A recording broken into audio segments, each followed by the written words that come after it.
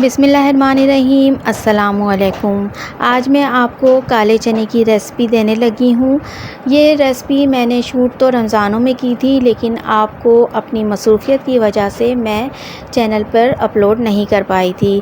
तो यहाँ पर ऑयल के अंदर मैंने ज़ीरा डाला है और जैसे ही ज़ीरा चटक जाएगा तो यहाँ पर मैं कड़ी पत्ते को ऐड करूँगी। ये कड़ी पत्ता बहुत ही यमी जो है वो फ्लेवर देता है। यहाँ पर मैं अदरक लहसुन डाल रही हूँ। यहाँ पर मैंने थोड़ा सा अदरक लहसुन के अंदर पानी ऐड करके डाला है ताकि तेल के अंदर हमारे जो ज़ीरा है डला हुआ वो जले नहीं। तो यहाँ पर मैं काले चने जो बॉइल्ड थे वो मैं यहाँ ऐड कर रही हूँ और अच्छी तरीके से हमने इसकी भुनाई कर देनी है। ज़ीरा का इसके अंदर फ्लेवर बहुत अच्छा लगता है, तो मैं इसके अंदर ज़रूर ऐड करती हूँ। यहाँ पे हम चिली फ्लेक्स भी डालेंगे, तो जितना भी आप तेज़ पसंद करते हैं उसी हिसाब से ऐड कीजिएगा। मैं क्योंकि रमज़ानों में इसको शूट कर रही थी तो मैंने थोड़े कम ही डाला था, क्योंकि एक तो चखना नहीं होता, इसी वजह से ख्याल किया था। और धनिया डालेंगे 1 टेबल स्पून और साथ में थोड़ी सी काली मिर्ची डाली है मैंने। ये भी बहुत अच्छा जो है वो फ्लेवर देती है। तो बस इसको अच्छी तरीके से मिक्स करेंगे और इसके अंदर मैंने दही शामिल करना है। इन छोलों के अंदर दही जो है वो बहुत ही यमी मज़ा देता है, तो मैं इन छोलों में ज़रूर दही ऐड करती हूँ। तो बहुत ही मज़े के शानदार दही बड़े छोले तैयार होते हैं। तो देखें यहाँ पर मैंने हल्दी भी ऐड कर दी है और थोड़ा सा नमक मुझे कम लग रहा था तो यहाँ पर मैंने ऐड कर दिया है। थोड़ी सी कलौंजी और थोड़ी सी अजवाइन मैंने यहाँ ऐड की है, जो कि बादीपन नहीं पैदा करती। और यहाँ पर थोड़ा सा मसाला बनाने के लिए मैंने पिसा हुआ धनिया भी ऐड किया है। तो इस तरीके से ये मैं छोले बनाती हूँ रमज़ानों में, और जब भी कोई मेहमान आए तो चाय पर भी मैं इस तरीके से बनाती हूँ। जो है मेरे मेहमान बहुत पसंद करते हैं। तो यहाँ पर मेरे पास चिली गार्लिक जो है वो केचप था, तो ये मैं यहाँ पर ऐड कर रही हूँ।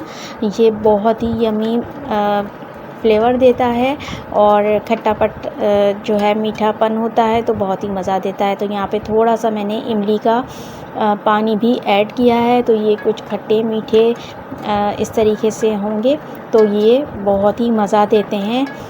तो एक बार मेरी रेसिपी से इसको ज़रूर बनाइएगा। तो देखिए अब इसके अंदर टमाटरों की बारी आई है।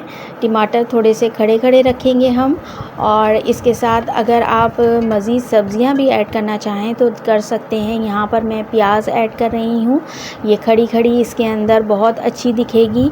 और साथ में कुछ हरी मिर्चें डाल रही हूँ, जो कि इसको जो है वो फ्लेवर देगी, बहुत अच्छी खुशबू आती है। और ढेर सारा हम यहाँ पर धनिया ऐड करेंगे। आप चाहें तो इसके अंदर जो बंद गोभी है वो भी ऐड कर सकती हैं, थोड़ा सा खीरा भी डाल सकती हैं, तो वो भी बहुत अच्छा लगता है। लेकिन वो हम तैयार होने के बाद ऐड करें तो ज़्यादा अच्छा रहता है। तो देखिए इस तरीके से मैंने थोड़ा सा पानी डाला है ताकि ये अच्छी तरीके से जो भी मसाले हैं वो इसके साथ अच्छी तरीके से जो हैं वो फ्लेवर इन चनों के अंदर भी उन तमाम मसालों का आ जाए। और अच्छी तरीके से हमने इसको जोश आने देना है और फिर हमने इसको रख देना है दम पे। 3 मिनट दम पे रख देंगे, इनफ होगा। और उसके बाद आप देखें मैंने रेडी करके निकाल दिए हैं।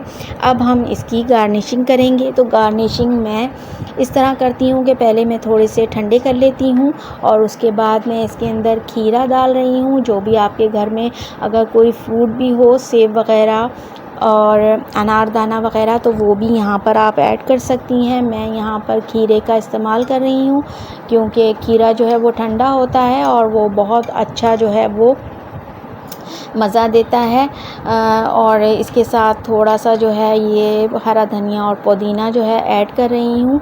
बाज़ दफ़ा ये होता है कि बच्चे जो हैं वो खीरा खाते नहीं हैं, भागते हैं इन चीज़ों से, तो मैं इसमें ही ऐड कर देती हूँ ताकि बच्चे शौक़ से खाएं। तो आप देख सकते हैं कितनी मज़े की यमी हमारी चना चाट तैयार हुई है। तो ज़रूर बनाइएगा और बनाएं तो बताइएगा कि आपके पास कैसी बनी। मनोसलवा कुकिंग वे जुगनू माम से जुगनू को दीजिए इजाज़त। अपना बहुत ख्याल रखिएगा, दुआओं में याद रखिएगा। फिर आऊँगी किसी नेक्स्ट रेसिपी के साथ। जुड़े रहें इसी तरह मेरे चैनल के साथ। Thanks for watching. अल्लाह हाफिज़।